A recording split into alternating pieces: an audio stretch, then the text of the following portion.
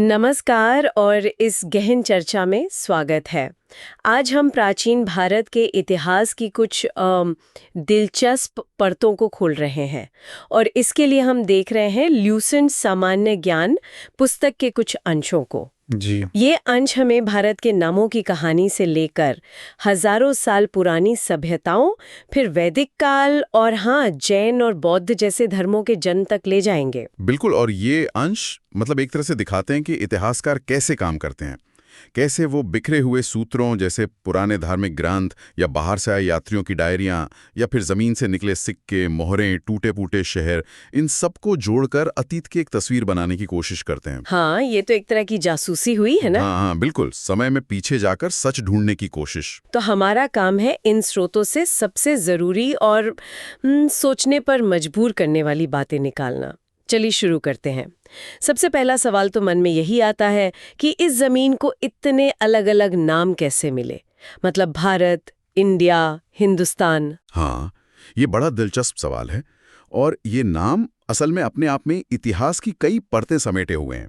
जैसे भारत नाम है तो जानकारी के अनुसार ये प्राचीन भरत नाम के कबीले से जुड़ा माना जाता है। अच्छा। वहीं इंडिया शब्द वो यूनानियों की देन है। वो लोग सिंधु नदी को इंडस कहते थे। हाँ, इंडस। तो उसी आधार पर इस पूरे इलाके को वो इंडिया कहने लगे। और हिंदुस्तान? वो नाम दरअसल मध्यकालीन अरबी और फारसी लेखकों ने ज्यादा इस्तेमाल किया। उनके लिए ये हिंदुओं का स्थान था या मतलब सिंधु नदी के पार की भूमि। तो देखिए, एक ही जगह है लेकिन अलग-अलग समय के लोग और बाहर से आने वाले लोग उसे अपनी नजर से अलग नाम दे रहे हैं। क्या बात है। अब इन नामों के पीछे का जो इतना लंबा इतिहास है, उसे जानने के लिए इतिहासकार किन चीजों पर भरोसा करते हैं? इन नोट्स में 4 मुख्य स्रोतों का जिक्र है: धर्म ग्रंथ, ऐतिहासिक ग्रंथ, विदेशियों के विवरण और पुरातत्व। एकदम सही कहा आपने। ये 4 मुख्य स्तंभ हैं एक तरह से। धर्म ग्रंथ जैसे वेद हैं, उपनिषद हैं, ये हमें उस समय की सोच, उनकी मान्यताएं, उनके दर्शन के बारे में बताते हैं। ऐतिहासिक ग्रंथ अक्सर राजाओं या खास घटनाओं पर लिखे जाते हैं। विदेशियों के लिखे विवरण वो हमें एक बाहरी नजरिया देते हैं जो कई बार अंदरूनी लेखकों से थोड़ा अलग होता है। हाँ, वो तुलना करने के लिए अच्छा होता होगा। बिल्कुल। और फिर आता है पुरातत्व, यानी खुदाई से मिली चीजें। वो तो सीधे अतीत के सबूत हैं, पत्थर की तरह पक्के, जैसे पुराने शहर मिल गए या सिक्के, मूर्तियां, पत्थर पर लिखे संदेश। चलिए पहले धर्म ग्रंथों की बात करते हैं, खासकर वेदों की। यहाँ लिखा है कि 4 वेद हैं: ऋग्वेद, यजुर्वेद, सामवेद और अथर्ववेद। ऋग्वेद सबसे पुराना बताया गया है। हाँ, ऋग्वेद सबसे प्राचीन है। इसमें देवताओं की स्तुति में लिखी गई कविताएं हैं जिन्हें ऋचाएं कहते हैं। ये हमें शुरुआती वैदिक काल के जीवन, उनकी धार्मिक आस्थाओं की एक झलक देता है। लेकिन ये सिर्फ शुरुआत थी। मतलब और भी विकास हुआ इनमें? हाँ, बिल्कुल। वेदों का सिलसिला आगे बढ़ा। जैसे यजुर्वेद में यज्ञ कैसे करने हैं उसके तरीके बताए गए। सामवेद की ऋचाओं को गाया जा सकता था, इसीलिए उसे भारतीय संगीत का स्रोत भी मानते हैं। अच्छा, संगीत का स्रोत। हाँ, और फिर अथर्ववेद है जिसमें रोजमर्रा की जिंदगी से जुड़ी बातें हैं, जैसे जादू टोना, दवा दारू, सामान्य मनुष्य के विचार, अंधविश्वास, इस तरह की चीजें। तो ये वेद समय के साथ विकसित होते गए? हाँ, बिल्कुल। और फिर उन्हें और अच्छे से समझने के लिए ब्राह्मण ग्रंथ लिखे गए, आरण्यक लिखे गए और फिर आए उपनिषद। उपनिषदों तक आते आते आप देखेंगे कि ध्यान कर्मकांडों और यज्ञों से हटकर ज्ञान, आत्मा, परमात्मा जैसे गहरे दार्शनिक सवालों पर चला गया। हाँ, यहाँ लिखा भी है कि उपनिषदों की संख्या 108 बताई गई है और हमारा राष्ट्रीय आदर्श वाक्य सत्यमेव जयते। हाँ, सत्यमेव जयते वो मुंडक उपनिषद से ही लिया गया है। ये उपनिषद मतलब भारतीय दर्शन का सार है एक तरह से। ती हैं जैसे मौर्य, गुप्त वंश वगैरह की। क्या ये सिर्फ राजाओं की कहानियां हैं या कुछ और भी हैं? नहीं, सिर्फ राजाओं की कहानियां नहीं है, उससे कहीं ज्यादा हैं ये। पुराणों ने दरअसल जो मुश्किल वैदिक ज्ञान था उसको कहानियों और किस्से के जरिए आम लोगों तक पहुंचाने का काम किया। अच्छा, मतलब सरल भाषा में। हाँ, सरल भाषा में। इनमें दुनिया कैसे बनी, कैसे खत्म होगी, अलग अलग राजाओं के वंश कैसे चले, उस समय का समाज कैसा था, ये सब बातें मिलती हैं। मत्स्य पुराण को सबसे पुराना माना जाता है, तो ये उस जमाने के सामाजिक और सांस्कृतिक जीवन को समझने के लिए बहुत महत्वपूर्ण स्रोत हैं। ठीक है, अब कहानी थोड़ी आगे बढ़ती है। लगभग 6ठी शताब्दी ईसा पूर्व उस समय ऐसा क्या हो रहा था कि जैन और बौद्ध जैसे नए धर्म सामने आए? कुछ तो खास बात होगी उस दौर की। पुरानी वैदिक परंपराएं थीं, उनमें यज्ञ और कर्मकांड बहुत ज्यादा जटिल और खर्चीले हो गए थे। वर्ण व्यवस्था, जो शायद शुरू में कर्म पर आधारित रही होगी, अब जन पर आधारित होकर बहुत कठोर होती जा रही थी। तो इसी सामाजिक और धार्मिक उथल-पुथल के बीच कुछ लोगों ने सोचा कि क्या कोई और रास्ता है। उन्होंने नए रास्ते खोजने शुरू किए। और उन्हीं में से एक थे महावीर स्वामी, जैन धर्म के 24वें तीर्थंकर। स्रोत बताते हैं कि पहले तीर्थंकर ऋषभदेव थे। महावीर स्वामी की खास शिक्षाएं क्या थीं? महावीर स्वामी ने 5 महाव्रतों पर बहुत जोर दिया। अहिंसा, मतलब किसी को चोट न पहुंचाना, सत्य बोलना, अस्तेय यानी चोरी न करना, अपरिग्रह यानी जरूरत से ज्यादा चीजें जमा न करना, और ब्रह्मचर्य यानी इंद्रियों पर नियंत्रण रखना। 5 सिद्धांत। हाँ, ये 5 महाव्रत। और उन्होंने वेदों को अंतिम सत्य मानने से इनकार किया। ईश्वर के अस्तित्व से ज्यादा उन्होंने कर्म के सिद्धांत और आत्मा के पुनर्जन्म पर जोर दिया। उनका मानना था कि सही विश्वास, सम्यक दर्शन, सही ज्ञान, सम्यक ज्ञान और सही आचरण, सम्यक आचरण, ये 3 रत्न हैं और यही मुक्ति का मार्ग है। त्रिरत्न। और बाद में जैन धर्म 2 हिस्सों में बट गया, श्वेतांबर और दिगंबर। ये क्यों हुआ? हाँ, कुछ मतभेदों के कारण ऐसा हुआ। माना जाता है कि चंद्रगुप्त मौर्य के शासनकाल के आसपास ये विभाजन हुआ। श्वेतांबर अनुयायी सफेद कपड़े पहनते हैं, जबकि दिगंबर मानते हैं कि मोक्ष के लिए वस्त्रों का त्याग जरूरी है। अच्छा। और इसी दौर में गौतम बुद्ध भी हुए, जिन्होंने बौद्ध धर्म की स्थापना की। इनके जीवन की मुख्य घटनाएं: जन्म लुम्बिनी में, घर छोड़ना, ज्ञान मिलना बोधगया में, पहला उपदेश सारनाथ में और महापरिनिर्वाण कुशीनगर में। इनका जिक्र इन नोट्स में है। बुद्ध की मुख्य शिक्षा क्या थी, मतलब सार क्या था? बुद्ध ने दुनिया को 4 आर्य सत्यों के जरिए समझाया। पहला, कि जीवन में दुख है, ये एक सच्चाई है। हाँ। दूसरा, इस दुख का कारण है हमारी इच्छाएं, हमारी तृष्णा। तीसरा, कि इन इच्छाओं को खत्म करके दुख से छुटकारा पाया जा सकता है, यानी निर्वाण संभव है। और चौथा, इस छुटकारे तक पहुंचने का एक रास्ता है, जिससे उन्होंने कहा अष्टांगिक मार्ग। अष्टांगिक मार्ग, ये क्या है, थोड़ा समझाएंगे? हाँ, ये असल में जीवन जीने का एक व्यवहारिक तरीका है, जिसमें 8 बातें शामिल हैं। सही समझ, सही इरादा, सही बोली, सही कर्म, सही जीविका यानी रोजी रोटी कमाने का सही तरीका, सही कोशिश, सही ध्यान और सही एकाग्रता। ये तो बहुत प्रैक्टिकल लग रहा है। बिल्कुल। बुद्ध ने भी वेदों को, जाति प्रथा को और जटिल यज्ञों को खारिज किया और उन्होंने मध्यम मार्ग अपनाने को कहा। मतलब न तो बहुत ज्यादा ऐशो आराम में डूब जाओ और ना ही शरीर को बहुत ज्यादा कष्ट दो, बीच का रास्ता अपनाओ। बौद्ध धर्म के ग्रंथ त्रिपिटक कहलाते हैं: विनय पिटक, सुत्त पिटक, अभिधम्म पिटक। और ये पाली भाषा में लिखे गए हैं, जो उस समय आम लोगों की भाषा थी। क्या बौद्ध धर्म में भी आगे चलकर विभाजन हुआ, जैसे जैन धर्म में हुआ? हाँ, समय के साथ इसमें भी कई शाखाएं बन गईं। जो सबसे बड़ा विभाजन हुआ वो था हीनयान और महायान में। ये खासकर सम्राट कनिष्क के समय हुई चौथी बौद्ध संगीति के बाद ज्यादा स्पष्ट हुआ। इनमें क्या फर्क था, हीनयान और महायान में? मोटे तौर पर कहें तो हीनयान वाले बुद्ध को एक महान इंसान मानते थे, एक मार्गदर्शक, लेकिन ईश्वर नहीं। उनका जोर व्यक्तिगत मुक्ति पर था। जबकि महायान शाखा में बुद्ध की मूर्ति पूजा शुरू हो गई, उन्हें लगभग देवता माना जाने लगा और बोधिसत्व की अवधारणा बहुत महत्वपूर्ण हो गई। बोधिसत्व? हाँ, मतलब ऐसे लोग जो खुद ज्ञान पा चुके हैं, निर्वाण प्राप्त कर सकते हैं, पर वो दूसरों की मदद करने के लिए संसार में ही रहते हैं। ये महायान की एक खास बात है। तो ये तो हुई धर्म और दर्शन की बात। बहुत दिलचस्प है कि कैसे उस एक ही दौर में इतने अलग अलग विचार सामने आए, लेकिन हमें उस जमाने के बारे में और कैसे पता चलता है? यहाँ विदेशी यात्रियों के विवरणों का भी जिक्र है। बिल्कुल, और ये बहुत ही महत्वपूर्ण स्रोत हैं, क्योंकि ये हमें एक बाहरी नजरिया देते हैं। जैसे यूनानी राजदूत था मेगस्थनीज, जो चंद्रगुप्त मौर्य के दरबार में आया था। अच्छा। उसने इंडिका नाम की एक किताब लिखी है। हाँ, इंडिका। पर शायद वो पूरी मिलती नहीं है अब। नहीं, पूरी किताब तो आज नहीं मिलती, पर उसके जो हिस्से दूसरे यूनानी और रोमन लेखकों ने अपनी किताबों में इस्तेमाल किए, उनसे हमें मौर्य काल के समाज, पाटलिपुत्र शहर, शासन व्यवस्था के बारे में काफी जानकारी मिलती है। और चीनी यात्री भी तो आए थे बौद्ध धर्म के बारे में जानने। हाँ, उनका योगदान तो बहुत ही बड़ा है। 5वीं सदी में फाहियान आया, चंद्रगुप्त द्वितीय के समय उसने उस समय के भारतीय समाज और खासकर बौद्ध धर्म की स्थिति के बारे में लिखा। फिर 7वीं सदी में हुएनसांग, जिन्हें युआनच्वांग भी कहते हैं, वो हर्षवर्धन के समय आए। हुएनसांग तो काफी समय रहे थे यहाँ, है ना? हाँ, वो तो यहाँ करीब 15 साल रहे। उन्होंने नालंदा विश्वविद्यालय में पढ़ाई भी की और अपने यात्रा वृत्तांत CUK में उस समय के भारत का बहुत ही डिटेल ब्यौरा दिया है। उनके बाद इत्सिंग भी आए, वो भी बौद्ध ग्रंथों की खोज में। और अरबी लेखकों में अल बिरूनी का नाम आता है 11वीं सदी में। उनकी किताब उल हिंद या तहकीक हिंद का जिक्र है। हाँ, अल बिरूनी महमूद गजनवी के साथ भारत आए थे और उन्होंने यहाँ के धर्म, दर्शन, रीति रिवाज, विज्ञान, समाज, लगभग हर पहलू पर बहुत गहराई से और कह सकते हैं काफी हद तक निष्पक्ष होकर लिखा। ये बाहरी विवरण हमें कई बार वो बातें बताते हैं जो शायद स्थानीय लेखक जरूरी नहीं समझते या नजरअंदाज कर देते। हाँ, पर शायद थोड़ा ध्यान से भी पढ़ना पड़ता होगा।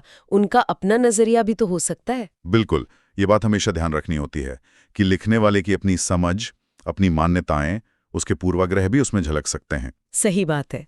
अच्छा, ये तो हुई लिखी हुई बातें, किताबें, ग्रंथ, यात्रा विवरण। लेकिन इतिहास सिर्फ किताबों में नहीं मिलता, जमीन के नीचे भी दबा होता है। यहीं पुरातत्व का काम शुरू होता है ना? जैसे अभिलेख, पत्थर या धातु पर खुदे हुए संदेश। एकदम, अभिलेख तो जैसे उस जमाने की सीधी आवाज हैं। इन नोट्स में जिक्र है कि भारत में सबसे पुराने पढ़े गए अभिलेख सम्राट अशोक के हैं। और कमाल की बात यह है कि इन्हें 1837 में जाकर जेम्स प्रिंसेप नाम के एक अंग्रेज विद्वान ने पढ़ा था। 1837 में? मतलब सदियों तक वो लिखे हुए थे पर कोई पढ़ नहीं पा रहा था। हाँ, सोचिए, अशोक ने अपने संदेश, अपने धम्म के उपदेश पत्थर के खंभों पर, चट्टानों पर खुदवाए थे, और वो भी ब्राह्मी, खरोष्टी, ग्रीक, अरामी, कई लिपियों में, ताकि अलग अलग इलाकों के लोग उन्हें समझ सकें। अशोक के अलावा और कौन से महत्वपूर्ण अभिलेख हैं जिनका जिक्र है? कई हैं, जैसे कलिंग के राजा खारवेल का हाथी गुम्फा अभिलेख है, जिसमें उनकी विजयों का बड़ा जोरदार वर्णन है। या फिर शक राजा रुद्रदामन का जूनागढ़ अभिलेख है, जिसमें वो बताते हैं कि कैसे उन्होंने सुदर्शन झील की मरम्मत करवाई। हाँ, सुदर्शन झील। और समुद्रगुप्त का प्रयाग स्तंभ लेख, जिसे उनके दरबारी कवि हरिशेर ने लिखा था, उसमें तो समुद्रगुप्त की विजयों और गुणों की बहुत प्रशंसा की गई है। ये अभिलेख हमें राजाओं, उनकी नीतियों, उनके काल की घटनाओं के बारे में ठोस एकदम पक्के सबूत देते हैं। और सिक्के, उनसे क्या पता चलता है? यहाँ लिखा है सबसे पुराने सिक्के आहत सिक्के या पंचमार्क कॉइन थे। हाँ, वो शुरुआती दौर के सिक्के थे जिन पर बस कुछ निशान ठोक दिए जाते थे, कोई लिखावट नहीं होती थी। बाद में हिंद यूनानी राजाओं ने भारत में सबसे पहले सोने के सिक्के जारी किए, जिन पर राजा की तस्वीर और नाम लिखा होता था। अच्छा, सोने के सिक्के सबसे पहले हिंद यूनानियों ने चलाए। फिर कुषाणों ने सबसे शुद्ध सोने के सिक्के चलाए, और गुप्त काल में तो सबसे ज्यादा सोने के सिक्के जारी हुए, जिन्हें दिनार कहा जाता था। ये सिक्के उस दौर की आर्थिक हालत कैसी थी, व्यापार कितना फैला था, राजा कितने शक्तिशाली थे, उनका धर्म क्या था, यहाँ तक कि वो दिखते कैसे थे, ये सब बताते हैं। और सातवाहनों ने सीसे के सिक्के चलाए, ये भी लिखा है। हाँ, ये एक अलग बात थी। दक्षिण भारत में सातवाहनों ने सीसे के सिक्के चलाए, जो उस समय काफी अनोखा था। सिक्के, अभिलेख, और क्या मिलता है पुरातत्व में? मंदिर, स्तूप, गुफाएं। बिल्कुल, पुराने मंदिर हमें उस समय की वास्तुकला की शैलियों के बारे में बताते हैं। जैसे उत्तर भारत में नागर शैली के मंदिर मिलते हैं, शिखर वाले। दक्षिण में द्रविड़ शैली के मंदिर, जिनमें बड़े बड़े गोपुरम यानी प्रवेश द्वार होते हैं।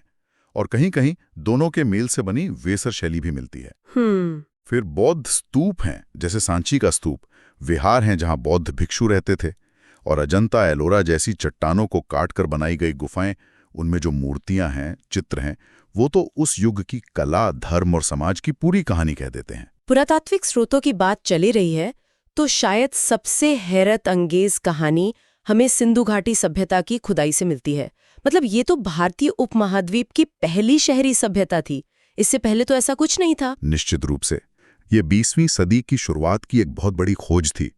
1921 में दयाराम साहनी ने हड़प्पा की खुदाई शुरू की और 1922 में राखालदास बैनर्जी ने मोहनजोदड़ो की, और पता चला कि ये कांसे युग की सभ्यता थी। मतलब लोग कांसे का इस्तेमाल जानते थे। और इसका समय लगभग 2400 ईसा पूर्व से 1700 ईसा पूर्व के बीच माना जाता है। ये रेडियो कार्बन डेटिंग जैसी वैज्ञानिक तकनीकों से पता चला है, और इसका फैलाव बहुत बड़े इलाके में था। आज के पाकिस्तान से लेकर अपने यहाँ गुजरात, राजस्थान, हरियाणा, पंजाब तक। और जो चीज सबसे ज्यादा प्रभावित करती है वो है इनकी शहर बसाने की योजना। कमाल की। यहाँ लिखा है कि सड़कें एकदम सीधी थीं, एक दूसरे को समकोण पर काटती थी, जैसे आज के शहरों की ग्रिड प्लानिंग होती है। हाँ बिल्कुल। घर पक्की ईंटों के बने थे जिनका आकार भी स्टैंडर्ड था, और पानी की निकासी का इंतजाम तो लाजवाब था। हर घर से नालियां निकलकर सड़क की मुख्य नाली में मिलती थीं और वो नालियां ढकी हुई होती थीं। ढकी हुई नालियां 4,500 साल पहले? हाँ, मोहनजोदड़ो का वो विशाल स्नानागार देख लीजिए। ये अनाज रखने का बड़ा सा भंडार, अन्नागार, ये सब उनकी इंजीनियरिंग और संगठन क्षमता दिखाते हैं। लोथल जो गुजरात में है, वहां एक बंदरगाह यानी गोदीबाड़ा मिला है। इससे पता चलता है कि ये लोग समुद्री व्यापार भी करते थे, शायद मेसोपोटामिया, आज का इराक। और इनका रहन सहन कैसा था? क्या खाते थे, क्या मानते थे? वे खेती करते थे, गेहूं जौ उगाते थे। कपास शायद दुनिया में सबसे पहले यहीं उगाया गया। पशु पालते थे। हमें मात्र देवी की कई छोटी छोटी मूर्तियां मिली हैं, जिससे लगता है कि देवी पूजा महत्वपूर्ण थी। एक मोहर पर एक योगी जैसी आकृति मिली है जिसके चारों ओर जानवर बने हैं। कुछ इतिहासकार इसे शिव का शुरुआती रूप यानी पशुपति मानते हैं। पीपल के पेड़ की पूजा के भी संकेत मिलते हैं। लेकिन एक दिलचस्प बात यह है कि कोई मंदिर जैसी इमारत नहीं मिली अब तक। कोई मंदिर नहीं, ये तो अजीब है। हाँ, मतलब पूजा होती थी, पर शायद घरों में या खुले में होती हों। बड़े सार्वजनिक मंदिर नहीं थे जैसे बाद के युगों में बने। और सबसे बड़ा रहस्य इनकी लिपि, वो जो मोहरों वगैरह पर मिलती है, चित्रों और संकेतों वाली, उसे आज तक कोई पढ़ नहीं पाया। यही तो सबसे बड़ी पहेली है। अगर ये लिपि पढ़ ली जाए तो इस महान सभ्यता के बारे में हमारे ज्ञान में क्रांति आ सकती है। हम जान पाएंगे कि वो लोग क्या सोचते थे, उनकी भाषा क्या थी, उनका समाज असल में कैसा था, कौन राजा थे, कौन पुजारी थे, बहुत कुछ। और उतना ही बड़ा रहस्य है इसका अंत। लगभग 1700 ईसा पूर्व के आसपास ये महान सभ्यता खत्म क्यों हो गई? क्या हुआ था? इस पे कई सिद्धांत हैं, पर कोई एक पक्का जवाब नहीं है। कुछ लोग कहते हैं कि बड़ी बाढ़ें आईं, कुछ कहते हैं जलवायु बदली, सूखा पड़ा, सरस्वती जैसी नदियां सूख गईं, कुछ बाहरी हमलों की बात करते हैं जैसे शायद आर्यों का आक्रमण, या हो सकता है इन सब का मिला जुला असर रहा हो। पक्के तौर पर कहना मुश्किल है। ये तो वाकई एक अनसुलझी पहेली है। चलिए अब थोड़ा समय में पीछे चलते हैं, सिंधु सभ्यता के बाद के दौर पर, यानी वैदिक काल, जो लगभग 1500 ईसा पूर्व से 600 ईसा पूर्व तक माना जाता है। इसे 2 हिस्सों में बांटा गया है, ऋग्वैदिक और उत्तर वैदिक काल। हाँ, ऋग्वैदिक काल जो करीब 1500 से 1000 ईसा पूर्व तक था, उसकी जानकारी हमें मुख्य रूप से ऋग्वेद से मिलती है। इस समय जो लोग थे जिन्हें आर्य कहा जाता था, उनका जीवन ज्यादातर पशु पालने पर निर्भर था। गाय का बहुत महत्व था, संपत्ति का मुख्य रूप वही थी। खेती का क्या था? खेती होती थी, पर वो दूसरे दर्जे का काम था। मुख्य काम पशुचारण ही था। समाज कबीलों में बटा था जिन्हें जन कहते थे। यही पहचान की मुख्य इकाई थी। राजा होता था जिसे राजन कहते थे, लेकिन उसकी ताकत सीमित थी। कबीले की सभा और समिति जैसी संस्थाएं थीं जिनमें लोग मिलकर फैसले लेते थे। और वर्ण व्यवस्था, क्या वो शुरू से ही इतनी कठोर थी जैसी बाद में हो गई? ऐसा नहीं लगता। ऋग्वेद के 10वें मंडल के पुरुष सूक्त में 4 वर्णों का जिक्र जरूर है, ब्राह्मण, क्षत्रिय, वैश्य, शूद्र। लेकिन माना जाता है कि शुरुआती दौर में ये व्यवस्था कर्म पर आधारित थी, मतलब जो जैसा काम करता था वैसा उसका वर्ण। जन्म पर आधारित नहीं थी और उतनी सख्त भी नहीं थी। और महिलाओं की स्थिति? महिलाओं की स्थिति भी ऋग्वैदिक काल में काफी अच्छी बताई जाती है। वो पढ़ लिख सकती थीं, यज्ञों में भाग ले सकती थीं, सभा समितियों में भी जा सकती थीं। कुछ महिलाओं ने तो ऋग्वेद की ऋचाएं भी रची हैं, जैसे लोपामुद्रा, घोषा, अपारा। लेकिन फिर उत्तर वैदिक काल यानी 1000 से 600 ईसा पूर्व में हालात बदल गए। यहाँ लोहे के इस्तेमाल का जिक्र है, जिसे श्यामायस कहा गया है। लोहे की खोज ने एक बड़ा फर्क डाला। लोहे के औजार बने, खासकर लोहे का हल। इससे गंगा के मैदानों की सख्त जमीन को जोतना आसान हो गया, तो अब खेती मुख्य पेशा बन गई। अच्छा, तो खेती ज्यादा महत्वपूर्ण हो गई। हाँ, और जब खेती मुख्य हो गई तो लोग स्थायी रूप से एक जगह बसने लगे। अब वो घुमंतु कबीले नहीं रहे और छोटे छोटे जन मिलकर बड़े इलाके बन गए, जिन्हें जनपद कहा जाने लगा। मतलब वो जगह जहां जन ने अपने पैर जमा लिए। और राजा की स्थिति? राजा अब बहुत ज्यादा शक्तिशाली हो गया। उसका पद अब खानदानी होने लगा। वो राजसूय, अश्वमेध जैसे बड़े बड़े भव्य यज्ञ करके अपनी ताकत और अपने क्षेत्र का प्रदर्शन करता था। जो पुरानी सभा समिति जैसी संस्थाएं थीं, उनका महत्व अब कम हो गया। समाज पर क्या असर पड़ा इसका? वर्ण व्यवस्था का क्या हुआ? वर्ण व्यवस्था अब जन पर आधारित हो गई और बहुत कठोर हो गई। ब्राह्मणों का दर्जा सबसे ऊपर हो गया, क्योंकि वही ये बड़े बड़े यज्ञ करवाते थे। कर्मकांड बहुत बढ़ गए। इसी समय गोत्र व्यवस्था भी स्थापित हुई, मतलब एक ही पूर्वज से अपनी उत्पत्ति मानने वाले लोगों का समूह। और महिलाओं की स्थिति में भी गिरावट आई। हाँ, दुर्भाग्य से महिलाओं की स्थिति में गिरावट आई। उनके अधिकार कम हो गए। अब उन्हें सभाओं में जाने की अनुमति नहीं रही। शिक्षा के अवसर भी कम हो गए। धर्म में भी बदलाव आए। ऋग्वेद के देवता अब भी उतने ही महत्वपूर्ण थे? नहीं, देवताओं में भी बदलाव आया। ऋग्वेद के जो प्रमुख देवता थे, जैसे इंद्र और अग्नि, उनका महत्व कम हो गया। उनकी जगह अब प्रजापति, जिन्हें सृष्टिकर्ता माना गया, विष्णु, पालनकर्ता, और रुद्र, जिन्हें बाद में शिव कहा गया, संहारक, ये ज्यादा महत्वपूर्ण देवता बन गए। यज्ञ बहुत ज्यादा जटिल हो गए, खर्चीले हो गए, और उनमें पशु बलि भी काफी बढ़ गई। तो शायद इसी बढ़ती जटिलता और सामाजिक कठोरता की प्रतिक्रिया में फिर वो उपनिषदों का गहरा चिंतन शुरू हुआ, और आगे चलकर जैन और बौद्ध धर्म जैसे नए रास्ते सामने आए, जिनके बारे में हमने पहले बात की। हाँ बिल्कुल, इतिहास में अक्सर ऐसा होता है कि एक व्यवस्था जब बहुत जटिल या कठोर हो जाती है, तो उसके खिलाफ या उसके विकल्प के रूप में नए विचार उभरते हैं। तो ये थी प्राचीन भारत के इतिहास की एक झलक, जैसा कि हमें इन स्रोतों से पता चलता है।